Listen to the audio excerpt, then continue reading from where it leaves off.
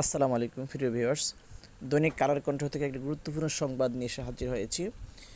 সংবাদটি হচ্ছে মহার্ঘ ভাতা নিয়ে নতুন তথ্য। মহার্ঘ ভাতা নিয়ে নতুন তথ্য যা বললেন অর্থ উপদেষ্টা। সরকারি চাকরিজীবীরা মহার্ঘ ভাতা পাচ্ছেন বলে জানিয়েছেন অর্থ উপদেষ্টা ডক্টর সালেউদ্দিন আহমেদ। তবে কত শতাংশ পাবেন সেটি এখনও নিশ্চিত নয় বলে জানিয়েছেন তিনি। মঙ্গলবার 20 মে সচিবালয়ের সরকারি ক্রয় সংক্রান্ত উপদেষ্টা পরিষদ কমিটির বৈঠক শেষে সাংবাদিকদের সঙ্গে আলাপকালে তিনি কথা জানান। অর্থ উপদেষ্টা বলেন, নতুন অর্থবছরে মহার্ঘ ভাতা ঘোষণা হবে, তবে কিছুটা সময় লাগবে। তিনি বলেন, মহার্ঘ ভাতার বিষয়টি সক্রিয়ভাবে বিবেচনা করা হচ্ছে, হওয়ার সম্ভাবনা মোটামুটি। কখন থেকে দিতে পারবো, কত দিতে পারবো, এটার জন্য কমিটিকে দায়িত্ব দিয়েছি। মহার্ঘ ভাতা দেওয়ার জন্য বাজেটে বরাদ্দ রাখা হবে বলেও জানান অর্থ উপদেষ্টা।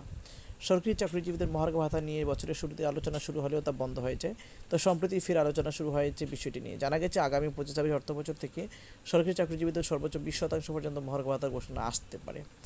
গত জানুয়ারি মাস থেকে সরকারি চাকরিজীবীদের মহার্ঘ ভাতা কার্যকরের পরিকল্পনা ছিল সরকারের। সেই অনুযায়ী উদ্যোগও নেওয়া হয়েছিল, কিন্তু সংকটকালীন অর্থনৈতিক পরিস্থিতি উদ্যোগের সমালোচনা করতে অর্থনীতিবিদরা তখন সরে এলেও নতুন করে উদ্যোগ নিয়েছে সরকার। প্রাথমিক প্রস্তাব অনুযায়ী 1 থেকে 9 নম্বর গ্রেডের কর্মীদের জন্য 10% এবং বাকি সব গ্রেডের জন্য 20% হারে ভাতা চালুর কথা ভাবা হচ্ছে। এতে অতিরিক্ত খরচ হবে প্রায় 6,000 কোটি টাকা। তবে 1 থেকে 9 গ্রেডের ভাতা 15% বাড়লে মোট ব্যয় দাঁড়াবে প্রায় 6,500 কোটি টাকা। চলতি অর্থবছরের মূল বাজেট সরকারি কর্মীদের বেতন ভাতা বাবদ বরাদ্দ ছিল 82,990 কোটি টাকা, যা মোট বাজেটের 10.41%। গত সরকারের আমলে বৈষম্যের শিকার চাকরিজীবীদের কয়েক দফায় পদোন্নতি হয়ে সংসদীয় বাজেটে খাতে বরাদ্দ বেড়ে 40,000 কোটি টাকা হয়েছে।